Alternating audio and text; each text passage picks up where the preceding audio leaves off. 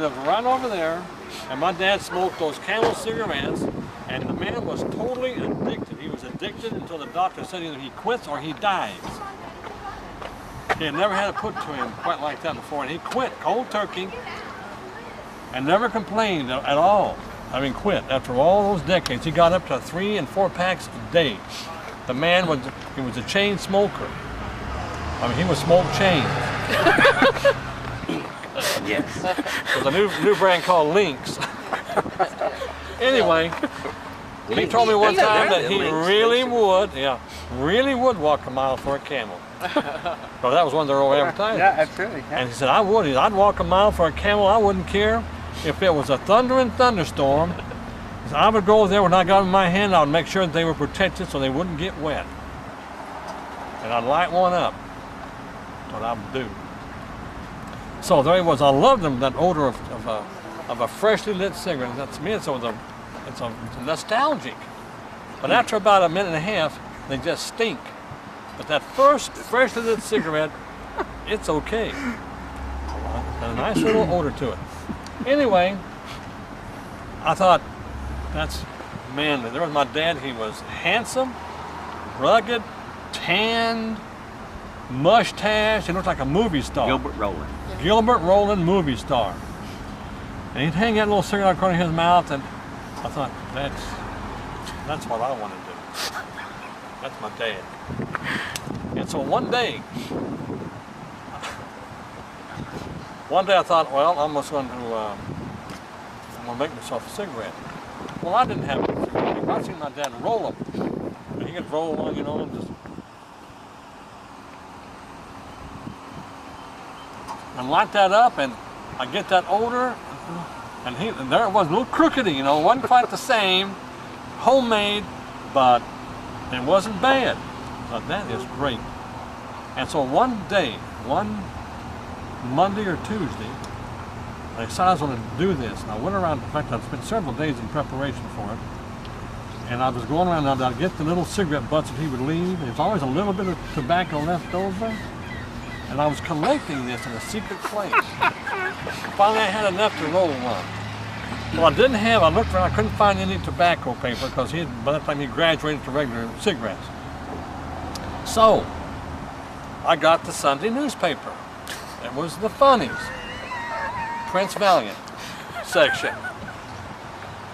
And I got the scissors and I cut myself one just about the right size. And I rolled it, and I discovered the paper was just too stiff to stay like that unless I just soaked the whole thing, and then, of course, I knew it wasn't going to light. And so I got several wraps of paper, and I just really rolled them tight. Give him this, I'll strip that. Burned his eyebrows. In order to get that paper so it actually was staying a little tight, a tight curl. And then I open that up, I put that tobacco in there, and I didn't have it, just put the pinch tobacco in there, and got it just right, and roll that up, and it stayed in shape. I lit that sucker up, and all of a sudden the flame leaped up and singed this eyebrow. And I felt the heat of it run across my cornea. And I yanked that thing out, and it was on fire. I mean, that wasn't right. It was a blaze, you know. A little blue on the end of it. So I went down and I just put it out, and my mom says, what is that I'm smelling? Something's on fire. Well, she was in the other room, and I pushed that under the bed. She comes in there, what is that? What is that? I don't know. You know, that's a typical thing. I lied in my teeth, and she knew when I was lying. And she looked at me and said, she gave me one of these, and she looked around there, and she found it. There was no trouble at all, and she pulled that out. She says, okay, so that's what it is, huh? You think you need to be a man. You think that's what a man does, okay? Well, we're going to take care of you. And she went in the living room, and she got a pack of my dad's cigarettes. Like, I didn't even know they were there. I saved myself a lot of trouble. But I had Prince Valiant was sitting right on fire. And she got me a cigarette, and she lit it herself and handed it to me. And she says, okay, there you go. And I said, this ain't real. This ain't it. Watch, there's something wrong here. This is not right. Go ahead, put it on your lips. So I did that. Now I started puffing. I started blowing them smoke out. I said, hey, it's pretty nifty. She says, you're not doing it right. You need to blow it out through your nose. And how do you do that? Nothing happening. She says, you got to breathe it in. Get a good puff. Breathe that right on down into your lungs. And then when you breathe out through your nose. And that's how you do it. Okay, I gave that one a try. It took me about a better part of 8 minutes to recover. Because I went to, my lungs went in total spasm. And I knew I had been tricked. And that was the end of it. I decided that there really wasn't enough joy in it for me. Not enough joy in it for me. And then ended my smoking sisters days. gave me a cigarette when I was in 1st or 2nd grade. And I did the same thing, turned purple and red and died. Yeah.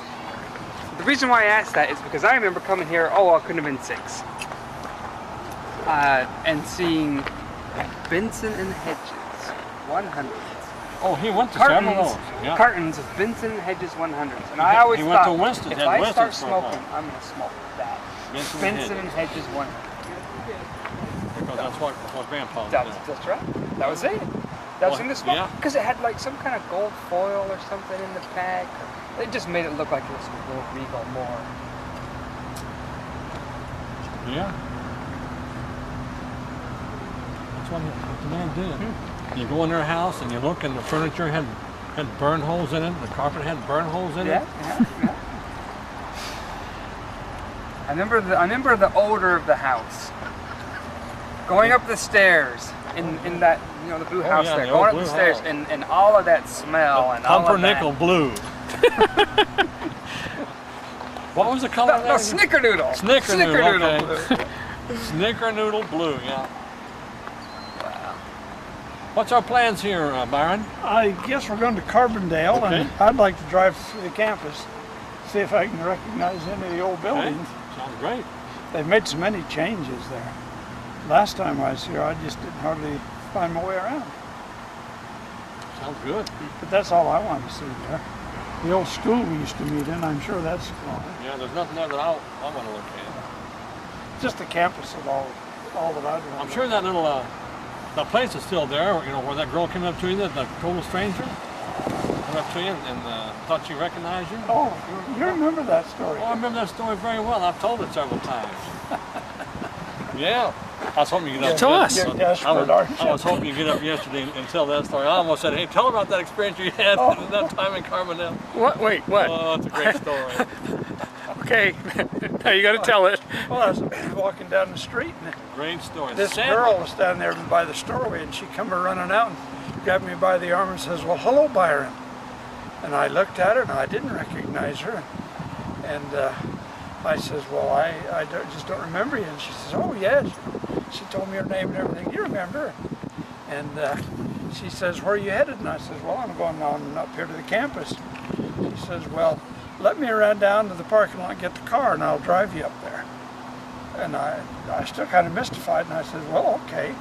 So she left, and then her mother was in the store. She came out, and she says, you didn't know her, did you? And I says, no. And she said, well, she was engaged to a fellow by the name of Byron, and he looks a little bit like you.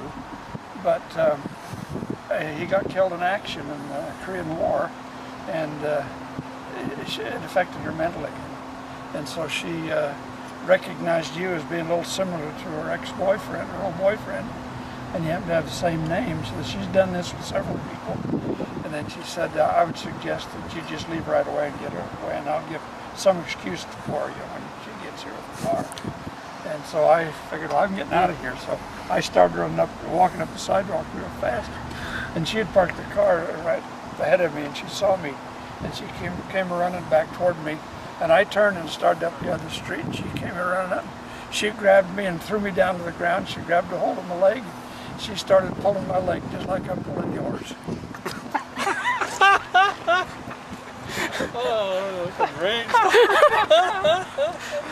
I remember it now. story. If it was a joke, I must have heard it before. The man got me off like 3 times on that same joke.